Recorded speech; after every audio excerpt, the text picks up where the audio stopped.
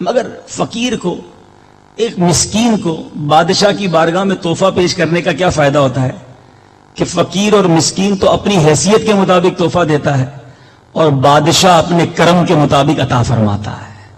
تو آج کچھ تحفے نہ ہو جائیں نبی پاک کی بارگاہ میں. ایک تو آپ نے ماشاءاللہ نیت کر لی نماز کی، اگر آج یہ بھی نیت ہو جائے کہ چہرے پر مصطفیٰ کریم علیہ الصلوۃ والسلام کی سنت سجاؤں گا، آقا کا غلام ہے تو پھر آقا کی سنت پر عمل کرے.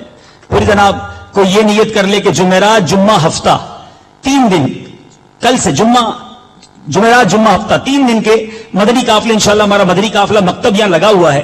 آپ اجتماع کے بعد زہ نصیب آقا علیہ الصلوۃ والسلام کی بارگاہ میں تحفہ پیش کرنے کی نیت سے سارے کے سارے نیت کر لیں کہ یہ 3 دن مدنی قافلے میں سفر کروں گا.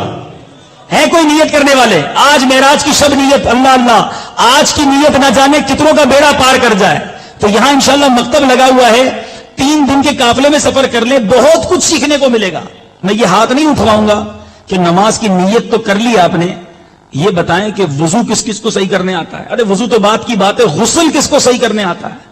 غسل کے فرائض کتنے ہیں؟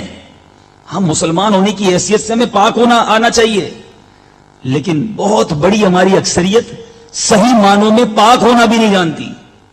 آپ کہیں گے جناب میں تو زبردست غسل کرتا ہوں، اتنے سارے شیمپو پڑے میرے پاس، ایک سے ایک صابن یوز کرتا ہوں، جب باہر نکلتا ہوں تو پورا کمرہ مہک رہا ہوتا ہے.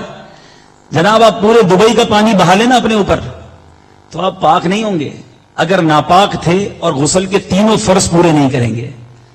اب غسل کے 3 فرض کس کس کو آتے ہیں؟ پھر وضو کے 4 فرض ہیں، نماز کے فرائض اور شرائط ہیں، کپڑے پاک کس طرح ہوں گے، تلاوت قرآن پاک کس کو مخارج کے ساتھ آتی ہے. اب یہ نماز پڑھنے کے لیے کتنی ساری چیزیں ضروری ہیں، پاکی، وضو، غسل، کپڑے پاک ہونا، نماز میں جو تلاوت ہو رہی ہے اس کے مخارج.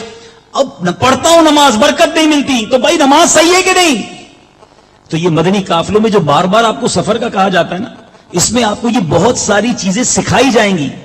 تو آؤ آج یہ پکی نیت کر لیں. جو کسی مجبوری کی بنا پر، دیکھیں مجھے اندازہ ہے کہ 2 دن چھٹی بہت ٹائم بعد آپ کو ملی ہے، اگر اس کو اس میں گزار لینا تو بہت کچھ آپ سیکھ لیں گے. اگر آپ 3 دن نہیں بھی دے سکتے نا، چلے کئیوں نے 3 دن کی نیت کر لی، کم از کم 2 دن تو آپ کو دے دو. جو یہ جمعرات جمعہ آپ کو چھٹی ملی ہے، ان 2 دنوں میں آپ بہت کچھ سیکھ جاؤ گے. ہمارے مدنی قافلہ مکتب پہ آ کر اپنا نام لکھائیں، اپنا وقت دیں، انشاءاللہ آپ کو بہت کچھ ان 2 دنوں میں سکھایا جائے گا. تو اور جو اس ہفتے نہیں جا سکتے وہ آئندہ ہفتوں کی نیت کر لیں. چلیں یہ نیت کر لیں کہ شعبان کے مہینے میں سارے 3 دن کے مدنی قافلے میں سفر کریں گے. یہ تو سارے نیت کر لیں انشاءاللہ. انشاءاللہ اللہ تعالی ہم سب کو عمل کی توفیق عطا فرمائے. امید ہے کہ کوئی خوشخبری ملنے والی ہے.